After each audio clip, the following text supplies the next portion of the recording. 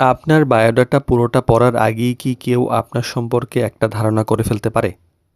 হ্যাঁ, অবশ্যই পারে। ১ম কয়েকটা মুহূর্তেই অনেক কিছুই বলে দেয়। তো বায়োডাটা হাতে পাওয়ার পর সবাই আসলে দীর্ঘ সময় নিয়ে যে প্রতিটা লাইন পড়ে এমন হয় না। ১ম এ চোখে পড়ে ভালো একটা ছবি, পরিচিতি, তথ্যের বিন্যাস, গুরুত্বপূর্ণ কিছু তথ্য। তাই শুরুতেই যদি বায়োডাটা অস্পষ্ট বা অগোছালো মনে হয়, পরের ভালো তথ্যগুলোও অনেক সময় গুরুত্ব পায় না। তো ম্যারেজ কেয়ার বিডির বিবাহ বিষয়ক আলোচনা বিয়ের আগে জানতেই হবে সিজন 3 এর ১২তম পর্বে আজকে কথা বলব যে ১ম ৩০ সেকেন্ডে আপনার বায়োডাটা কিভাবে বিচার হয়ে যায়।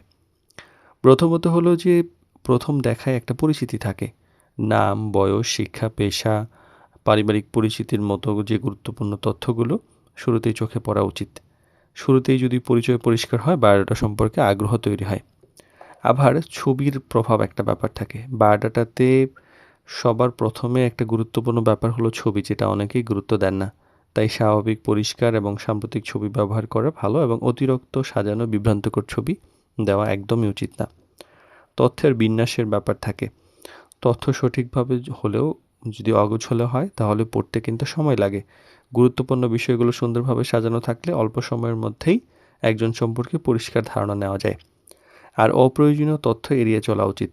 বায়োডাটাতে অতিরিক্ত লেখা থাকলে গুরুত্বপূর্ণ তথ্য হারিয়ে যেতে পারে। অপ্রয়োজনীয় বিষয়কে সামনে রেখে সংক্ষিপ্ত এবং পরিষ্কারভাবে উপস্থাপন বেশি কার্যকর। আর ১ম ধারণাকে গুরুত্ব দিন।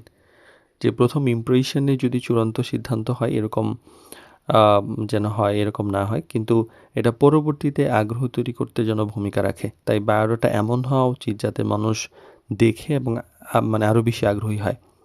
আর ১ম কয়েক মুহূর্তে বায়োডাটা সম্পর্কে একটি ধারণা তৈরি হইতে পারে।